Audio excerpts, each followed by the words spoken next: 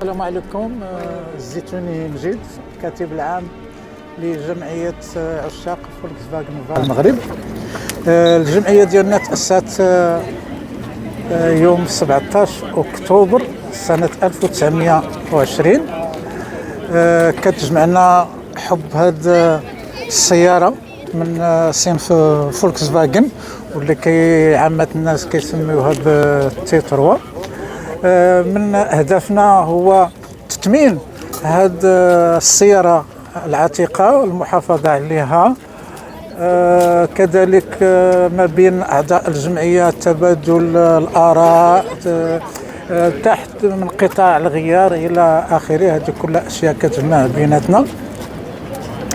اليوم جمعتنا مناسبة ديال الاحتفال بمناسبتين: المسيرة الخضراء ديال 6 نوفمبر وعيد الاستقلال ديال 18 نوفمبر، وكنحتفلوا بهم اليوم في هذه الساحة، ساحة الأعمال بمركز أكادير. المهم أنتم كتشوفوا تقريبا يفوق عدد المشاركين 22 سيارة، كلهم من محبي هذه السيارة.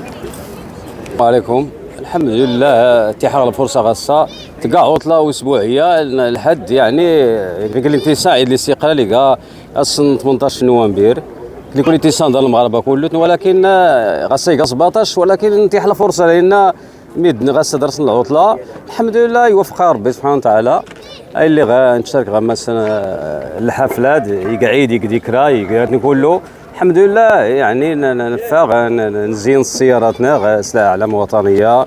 كذلك كريقه التدماني كيقال له الناس هذا صفريت هاتهم ليلتي الخير ديال انت لوحه لو لوحه الخير دي في الجيج ميد نفرحنا حتى الجو فولكي غير هاد ساحات الامل غوكادير وجبات الفطور اللي غيدير لنا نفرحوا كل ميد لين السواح ارض دوار نظرا تيموبيلي نظرا هذا لاميناجمون اللي استيسان.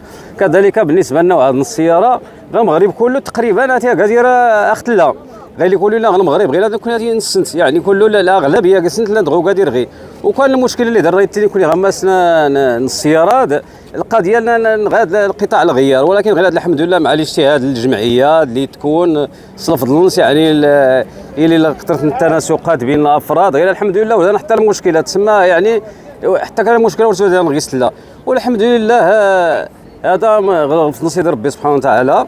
كذلك الحمد لله غساد بسبب العداد ليلان الاستقلال نفرح بزاف نفرح كل ميد بالنسبه الخير دي فولك يا ريس فرح. الحمد لله. السلام عليكم ورحمه الله وبركاته. اولا كنشكر الصحافه اللي جات عندنا اليوم ان شاء الله باش دير تغطيه لهذا الحدث التاريخي اللي حنا كنعيشوه.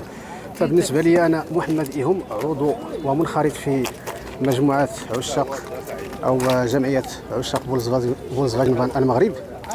فبالنسبه لهذا التظاهر اللي كتشوفوا اليوم الجمعيه فمنذ تاسيسها الى يومنا هذا دائما تقوم بالخرجات في المناسبات الدينيه والوطنيه الوطنيه.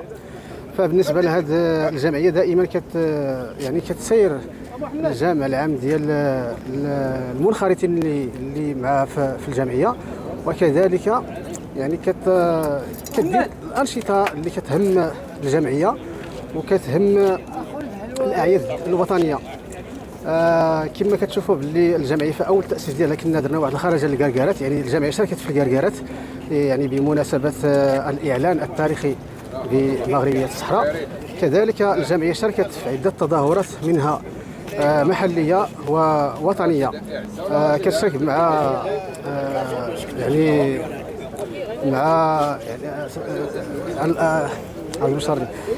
السيارات العتيقه الجامعه الملكيه المغربيه للسيارات العتيقه سواء في بني ملال او الدار البيضاء او فاس او الرباط وكذلك اكادير. واليوم كما كتشوفوا تبارك الله راه كاين الحضور ديال السيارات العتيقه بكثافه. كذلك الاعضاء اللي كيسيروا هذا الجمعيه جاوا كلهم لبوا النداء ديال الوطن الا وهو الذكرى ديال الاستقلال وكذلك الذكرى المسيره الخضراء. وكنشكركم مره اخرى وكنتمنى لكم التوفيق ان شاء الله، وكنتمنى التوفيق للجميع. والسلام عليكم.